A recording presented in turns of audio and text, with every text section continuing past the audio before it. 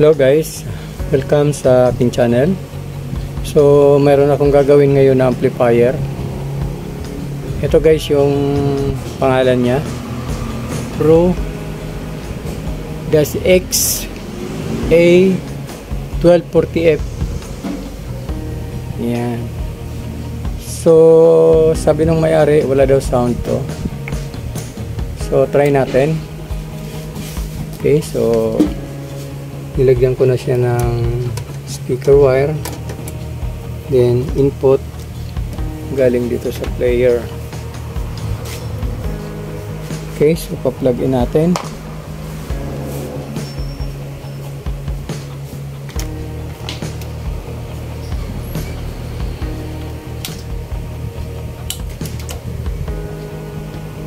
So gumagana yung relay. Nasa CD tayo, CD. Wala talaga siyang sound. Okay. Check natin.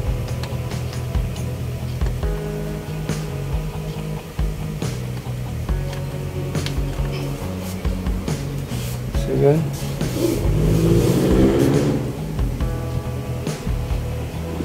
Wala talaga siyang sound. Okay, so tingnan natin ang loob. Okay, so ito guys yung loob.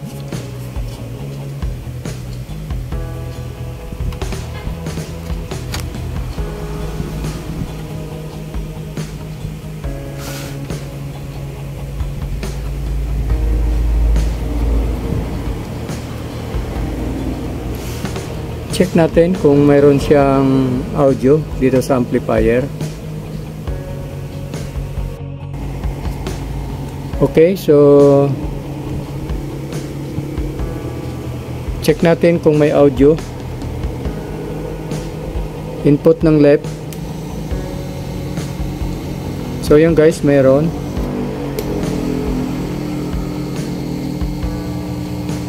So good yung amplifier nya. Check natin dito sa tone control. Wala man siyang humming, oh. Yan. Check natin yung voltahe kung meron pumapasok na supply.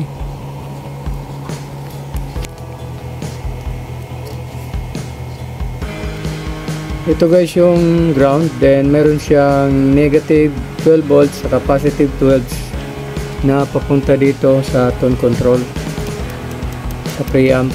Okay, so ngayon check natin kung kompleto itong voltahe dito, kasi parang dito ang problema eh. Lagyan natin yung ground, magsaka tayo ng voltahe. Check natin muna yung negative 12 volts. Meron siyang 11.25. Okay, so check natin yung positive 12 volts. Ayun, wala guys na voltahe, oh. Narinig ko negative 2.3. so wala talaga siyang supply dito sa tone control. So checkin natin ito kung saan galing ang supply nito na papunta dito sa galing ng rectifier. 12 volts negative, then 12 volts positive. So bubuksan ko ito guys, kakalasin ko muna to para makita natin yung problema nito, kung saan galing yung supply nito. Okay. Okay, so natanggal ko na guys. Ito na yung sa ilalim niya. Bali, ito yung positive niya. Positive 12 volts. Baybayan natin yan kung saan pumunta.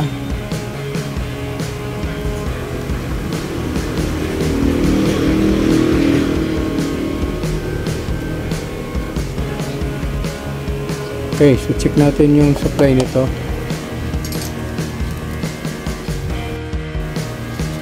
Okay, so ito na guys, napansin ko lang dito yung isang jumper niya putol na, tapos sa capacitor pa putol din, oh. So papalitan ko muna itong jumper dito, capacitor.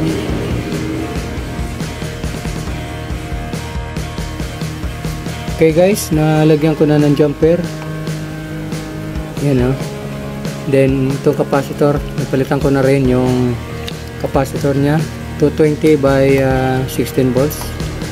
Ginawa kong 25 volts. Okay, so checkin ko pa itong mga jumper kasi kinalawang na. Ayan. Okay. Okay, so na-check ko guys, okay naman yung mga jumper kahit na may kaunting kalawang siya, pero intact pa rin yung kanyang pagkakahinang. So ngayon, ibabalik ko na lang yung heatsink, then subukan natin kung magkakaroon na siya ng positive 12 volts.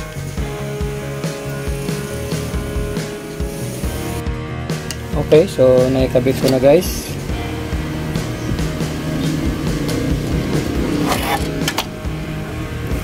Yan. So check na natin yung voltage dito. Check natin kung mayroon siyang 12 volts positive.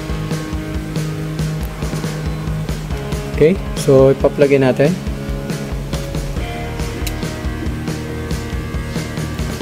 Okay, so check natin yung positive volt, 12 volts. So yung guys, meron na siyang 11.39. Then negative niyan is 11.24.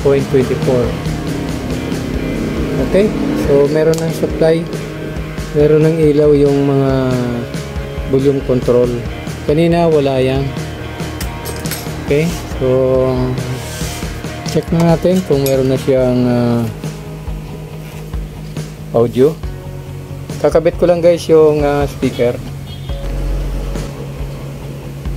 Power on.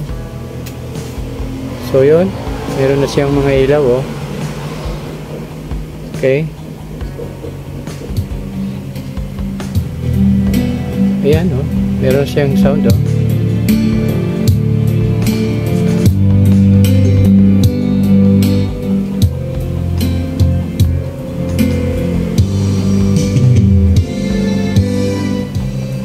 Okay guys, so ang naging problema lang nito, wala siyang supply dito sa tone control na positive 12 volts nanggagaling dito.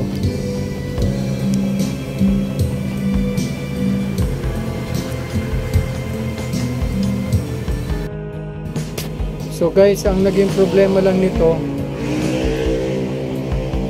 wala siyang supply na 12 volts positive. Ito guys, oh, yung 12 volts missing yan.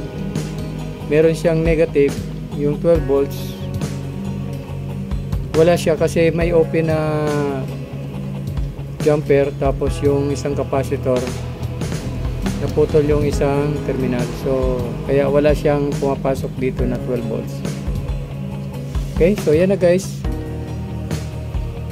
meron na siyang sound, oh.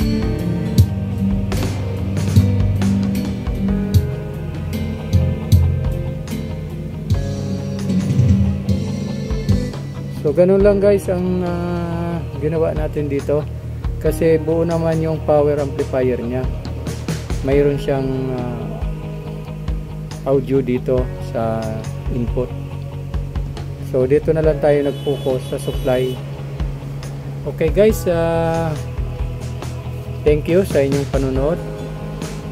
At kung bago ka pa lang sa aking channel, please subscribe. At pakihit na rin ang notification bell para updated ka sa mga upload kong video. Okay, so hanggang dito na lang, hanggang sa susunod na video. Thank you and God bless. Bye bye.